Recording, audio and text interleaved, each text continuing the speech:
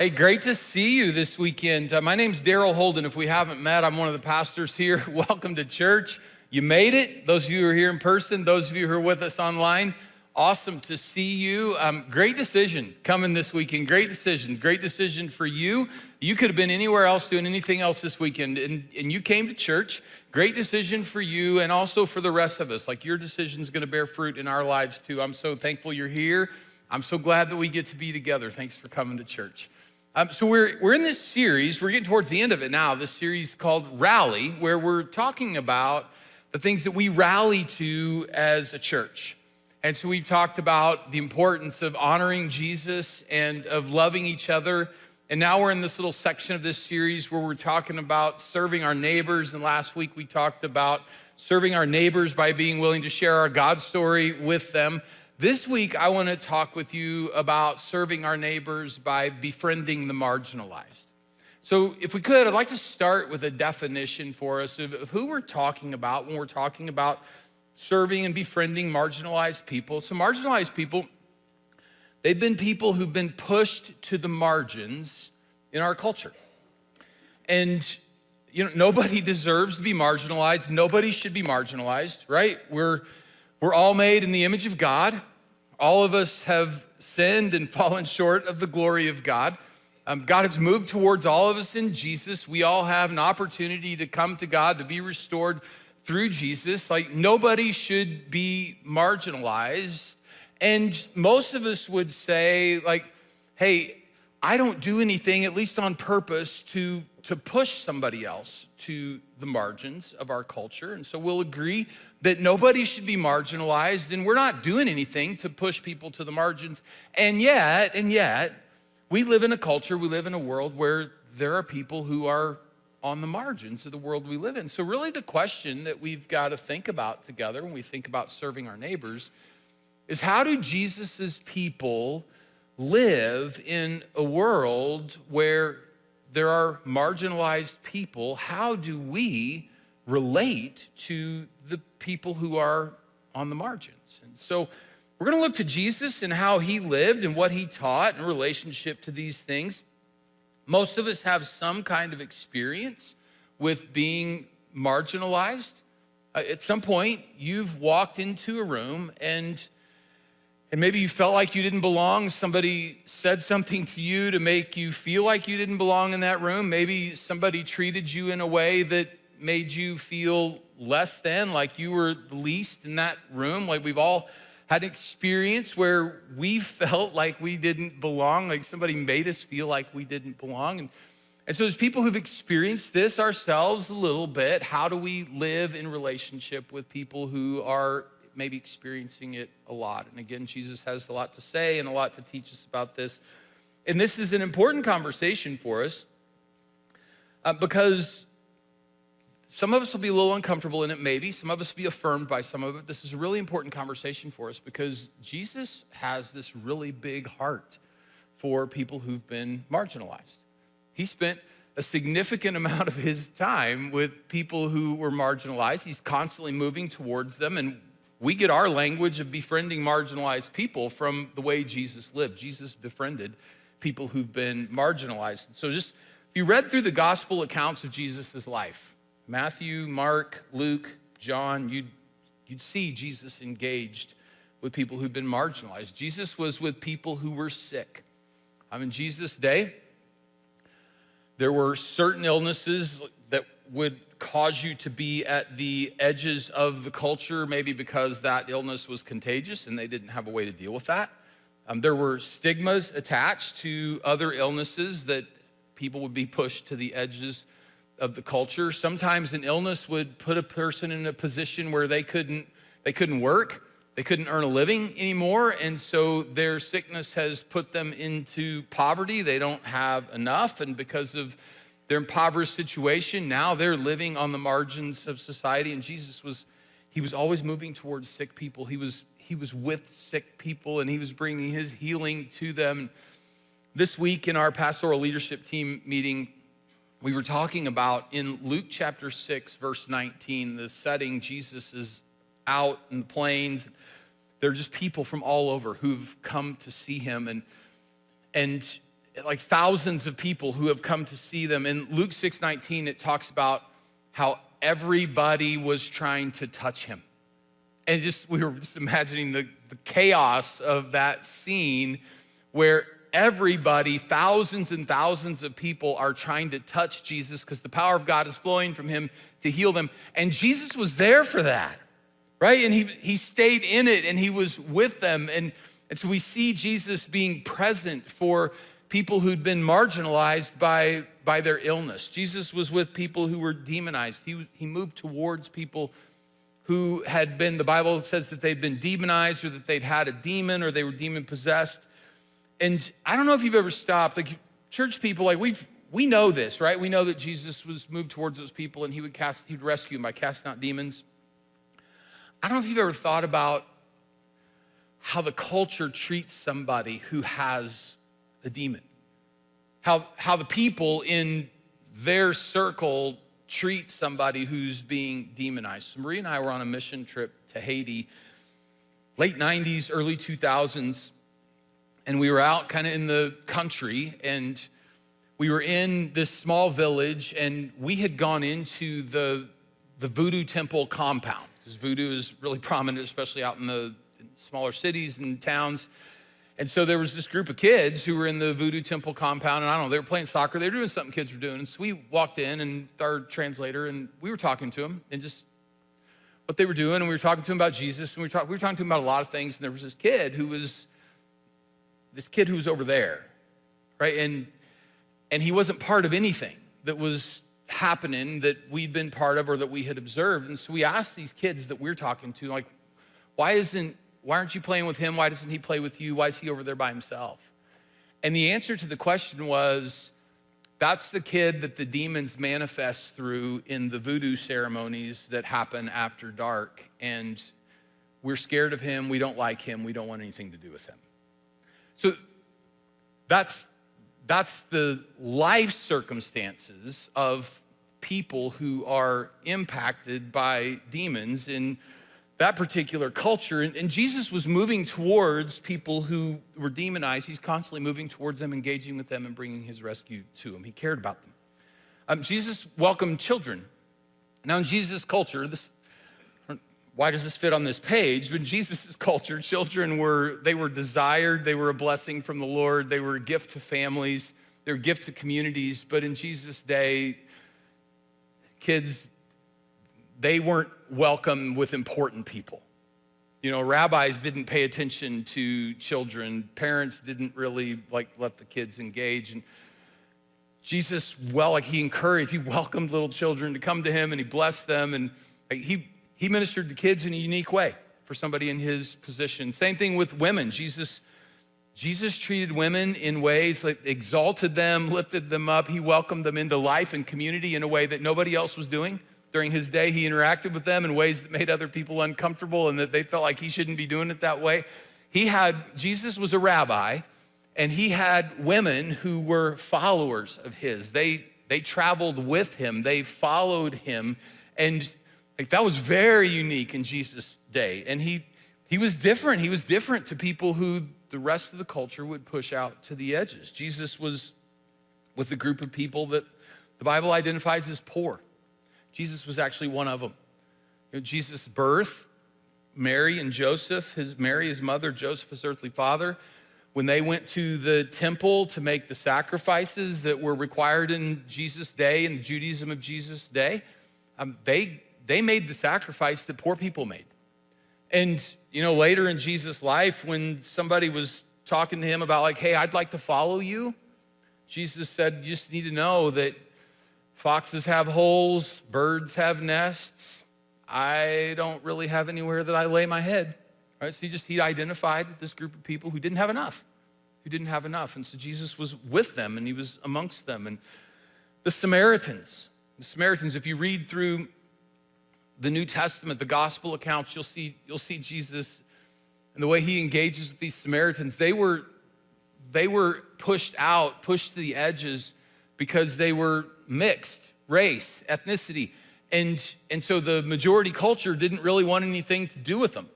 And And Jesus engaged with them. And again, he engaged with them as equals. He engaged with them on really positive terms. He engaged with them in ways that other people were really uncomfortable with. He made them heroes of stories. He treated them in ways that let them know that they weren't pushed to the edge with him. They were invited in. And that was his way with people who were considered outsiders. The other group that I think about is tax collectors. So in Jesus' day, in every day, nobody loves a tax collector, right? In Jesus' day, they were uniquely hated because ancient Israel, where Jesus lived, was occupied by Rome, imperial Rome, the Roman Empire, and the tax collectors were Jewish people who collected taxes for Rome. So not only were they tax collectors, they collected more than what was genuinely owed because they took their cut to make their living. So they were growing rich off the taxes and paying taxes to the occupying forces. And Jesus hung out with these guys. He called a tax collector to be one of his followers, and he hung out with these people. And so we see Jesus consistently moving towards people who've been marginalized by their culture. Travis Johnson makes this statement in his article, The Gospel for the Marginalized. He said that Jesus demonstrated that the gospel touches. It doesn't merely teach.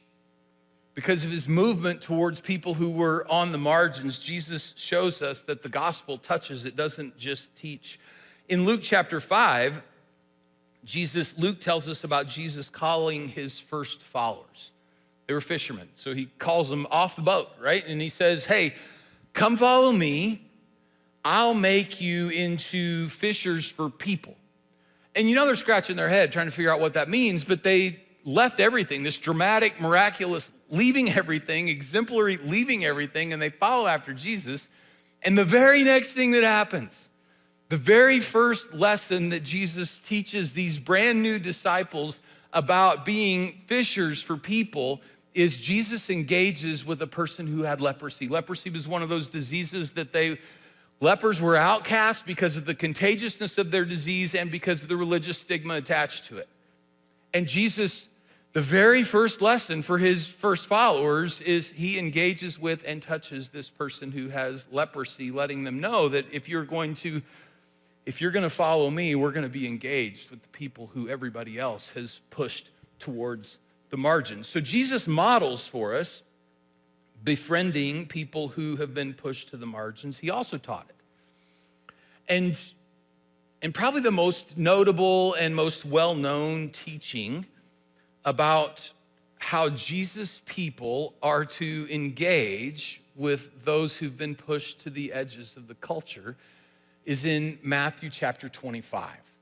So Matthew chapter 25, in the Gospel of Matthew, there's 5 major teaching sessions, right? Sections. That's how Matthew lays out his gospel. They're literary masterpieces, each one of them in their own way. And Matthew lays his out with 5 different teaching sections. So the first teaching section in Matthew, most famous, is Jesus' Sermon on the Mount.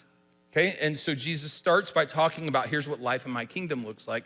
This 5th one, the last one, is when Jesus talks about end times, about the end of days, about final judgment and that kind of stuff. And so Jesus is, in this 5th teaching session, these aren't Jesus's last words, but these are some of his last words. And so they're very important, and a lot of emphasis on them. In Matthew chapter 25, starting in verse 31,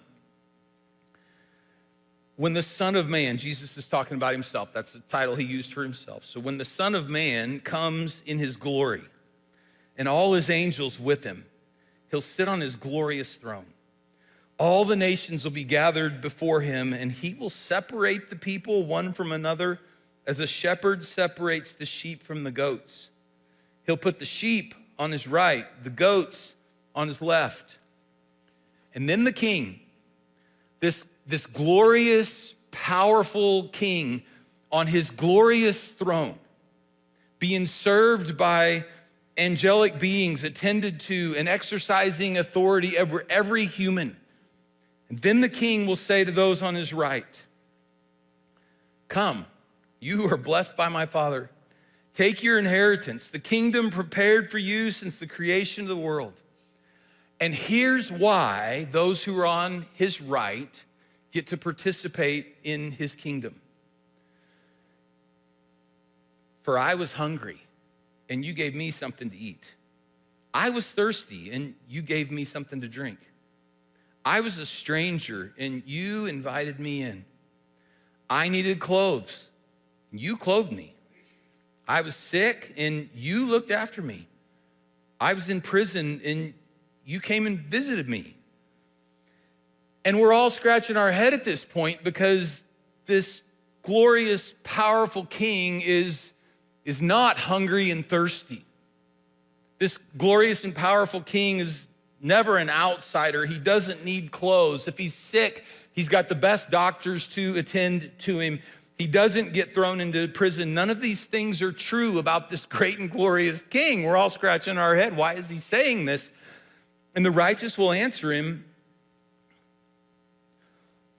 "Lord, when did we see you hungry and feed you, or thirsty and give you something to drink? When did we see you a stranger and invite you in, or needing clothes and clothe you? When did we see you sick or in prison and go to visit you?" And the king will reply, "Truly I tell you, whatever you did for one of the least of these brothers and sisters of mine, you did for me." So this great and glorious king, ruler, judge over all humanity calls the people who have been marginalized my brothers and sisters. And he identifies so closely with them that befriending the least of these, the most marginalized of the marginalized, befriending the least of these is befriending him. And let's not miss that Jesus is telling those who are being granted admission into his eternal kingdom that the reason that they get to come into his kingdom is because they served the king by serving his brothers and sisters who'd been pushed to the margins of the culture. Trisha Preby, in her article, 5 Times Jesus Prioritized the Marginalized, says this: "Loving marginalized people is not an optional upgrade for the church. It's the way we look like Jesus." Loving marginalized people is not an optional upgrade for the church. It's the way we look like Jesus. And I'm going to add to her quote, it's also the way we honor Jesus, and it's the way we love him. Marginalized people are incredibly important to Jesus. And so they're incredibly important to us. So let me go back to something I said at the start. We agree that no one belongs in the margins, right? We've all been made in the image of God. We've all sinned and fallen short of the glory of God. Proverbs tells us that the rich and the poor have this thing in common. They've both been made by the Lord, right? So we agree that nobody belongs in the margins. And we agree that we aren't, at least intentionally, doing anything that pushes people into the margins. And so the question we have to ask ourselves, because we live in a world where people are marginalized, the question we have to ask ourselves is, so how do Jesus' people live in a world where there are people on the margins? So if I could start, just share with you some first steps, maybe for you, if you need first steps to befriend people who have been pushed to the margins. This is a small but challenging thing if you've not engaged before, to make friendly eye contact with people who are holding signs on a corner. Because it's a lot easier to just drive past and act like they're not even there, or to hand them a couple of bucks out the window as you go past and never have a human exchange. To make friendly eye contact with somebody who's holding a sign. And that's a human kindness, and to engage on a human level with somebody. And if it makes you uncomfortable, to feel the uncomfortable of, here's a fellow human being made in the image of God in a situation where the best solution they could come up with, the best solution that they can come up with is to stand on a street corner and ask other people to help them. If that makes you uncomfortable, to feel that uncomfortable with another human being made in the image of God, but to make eye contact, friendly eye contact with somebody and acknowledge their humanity would be a great first step for you in befriending people who've been pushed to the margins. Another good first step would be to get on a ministry partner's email list.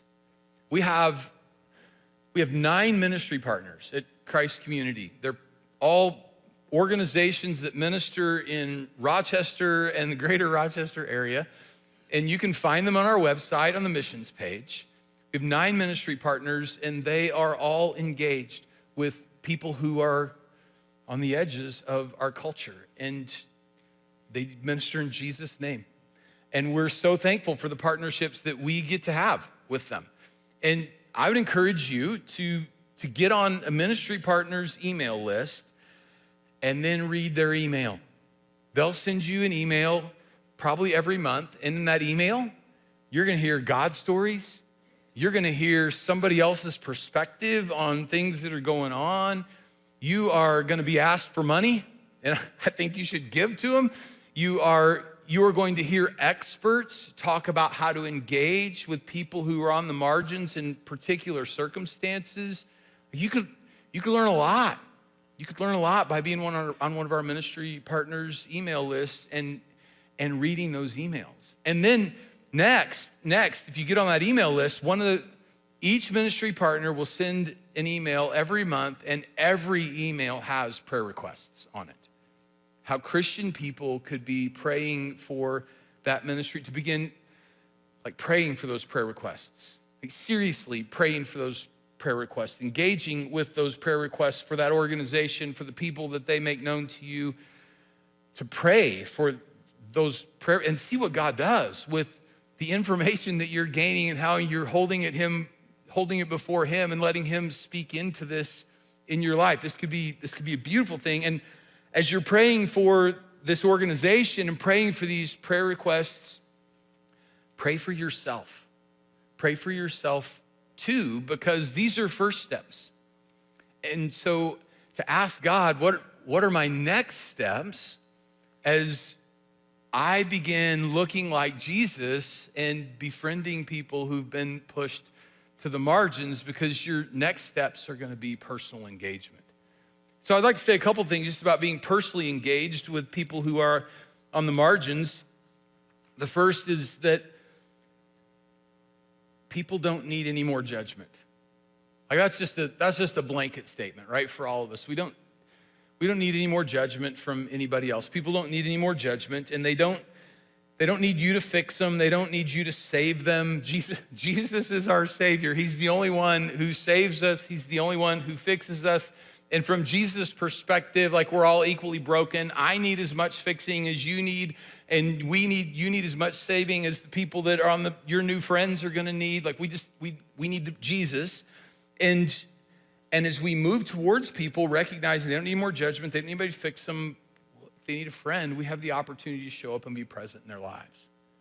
Just show up, be present in their lives. This is what friendship is. Real relationship requires us to be present and to be consistent. We're not talking about a project. People aren't service projects. People are people. A service project can be a service project, but a person is never a project. And if you're showing up with the idea that this person is a project, we can all smell that from a mile away, and nobody wants to be a project. Nobody wants to be somebody else's project. So show up and be present in people's lives. Value their story, value their perspective if they choose to honor you with it. And I use that word honor on purpose. It is an honor for another person to share their story with you, to share their perspective with you. It's an honor that they would let you into their life. And so to honor their story, to value it, we honor and value it. So we're not looking to engage beyond, I'm getting to have a human interaction, a human exchange with somebody whose life circumstances are different than mine, whose perspective is different than mine. Like, I'm getting to listen and to learn and gain value here. So to value their story and their perspective, share your story and share your God story with them. We honor other people by letting them know us too, right? So it's an honor to be invited into somebody else's life, and that goes both directions. And so friendship is about give and take. So share your story and your God stories and serve somebody, because friends serve each other. We serve each other, and then allow yourself to be served too. Because again, nobody wants to be part of a one-way relationship. And so to let yourself engage with somebody else, let them engage with you, to serve and to be served, you have beautiful opportunities to befriend people who maybe aren't like you. So we have a group of people here at Christ Community who are doing this really well. It's our church, or it's our team that goes to the Adult Detention Center. So I don't know if you know, we have a team of people who take church to the Olmsted County Adult Detention Center every other weekend. Those are the weekends that are available. And this ministry is an amazing ministry that we celebrate and we're so grateful for. And we have a couple people on this team. The whole team does this really well, but we have a couple people on this team that we'd love for you to meet and to hear a little bit of their story and a little bit more how all this happens for us. So if you would please watch this video.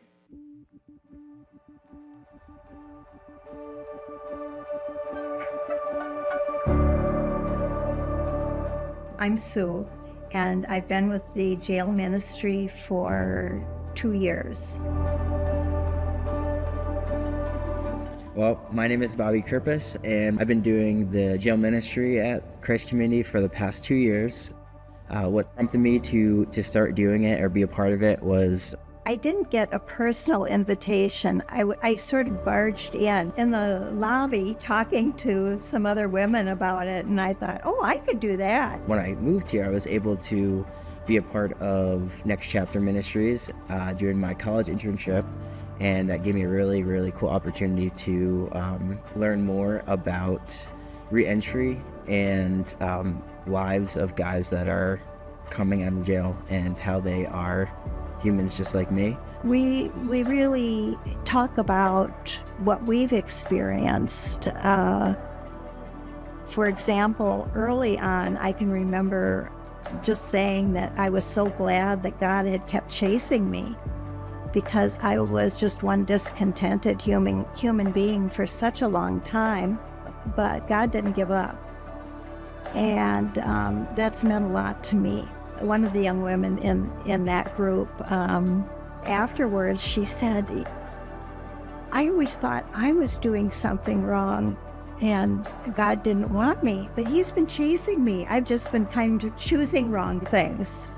And she really felt strongly about that. We went around and were able to have communion with the guys every Sunday, which is really, really awesome to do that together. And Pastor Darrell explains it, and one of the guys actually said no, which was the first time that happened. And we were both just like, okay, we didn't think anything of it. And yeah, after our time together, the guy who said no to communion actually approached me and asked to do communion together. So we were able to pray together and just do communion. And that was really cool to see how God worked in such a small, short amount of time.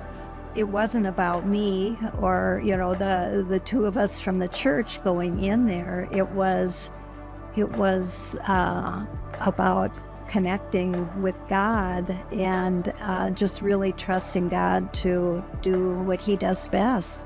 It's really easy to see people and see stories or see things about them and then be quick to make a point of view. But to see them as humans and see them and as God sees them as people and people that He made and created and loves and cares about. We all trip and fall, and it's a gift from God to be able to get up again. forgive oneself, forgive other people, and not carry that load. And then pass on all this good stuff. It gives me a deeper thankfulness that somebody stepped in at a time that I really needed it and told me about Jesus, and you never know what that could play out on a Sunday in the EDC.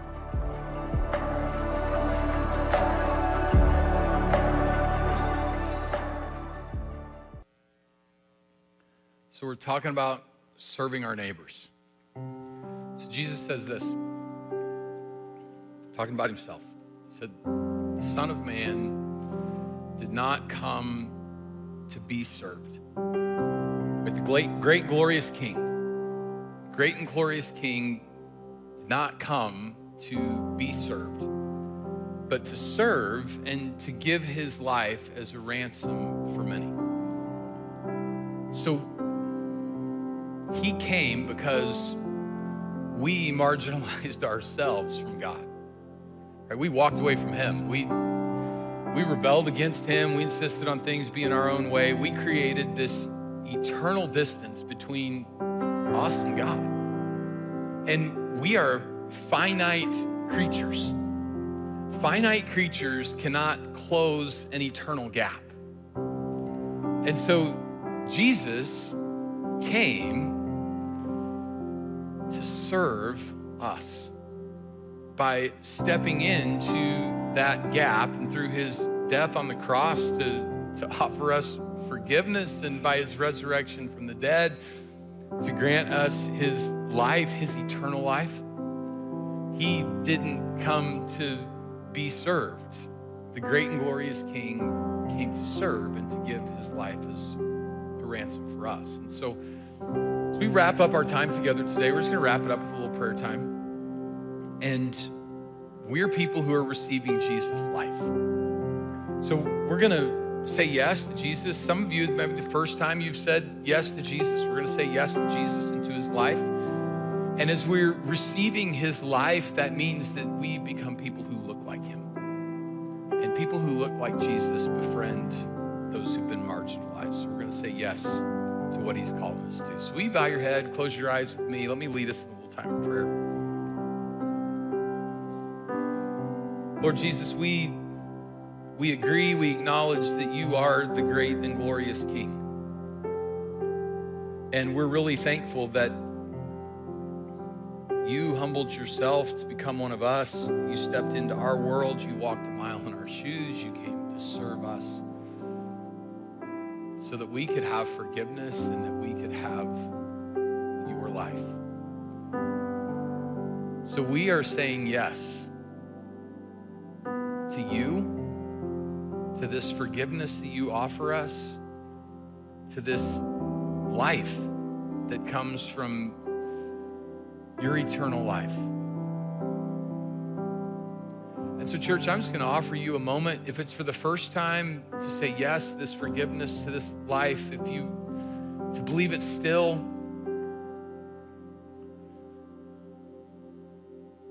Nothing we've talked about today can happen apart from the life of Jesus. And so just to make sure to align yourself with Jesus, receive his life. Jesus, I'm receiving your life. That'd be your prayer.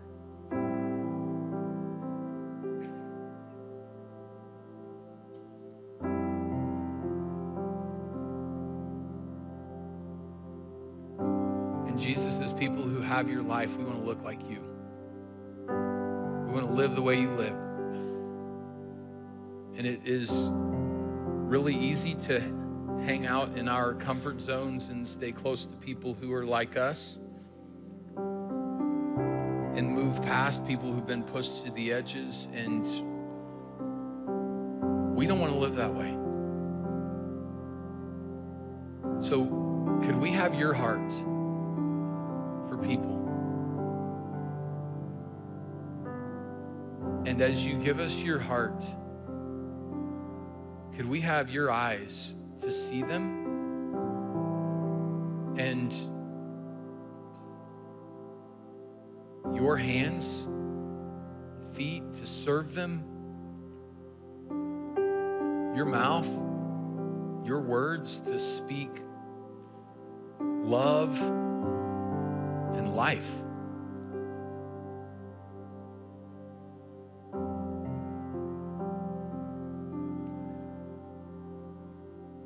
So church, if you're willing, your prayer in this moment is, Jesus, I want to look like you. I want to do what you did. I'll go. To our brothers and sisters who've been pushed to the margins.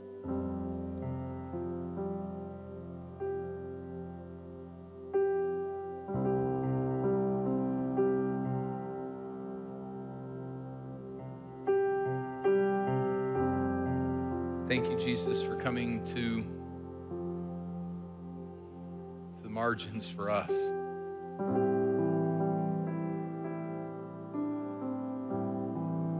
We're grateful for what you've done, for what you're doing, for what you will do, for the blessings that we're going to experience of new friendships, the joy of new life that comes through you. So Jesus, we're praying these things in your name.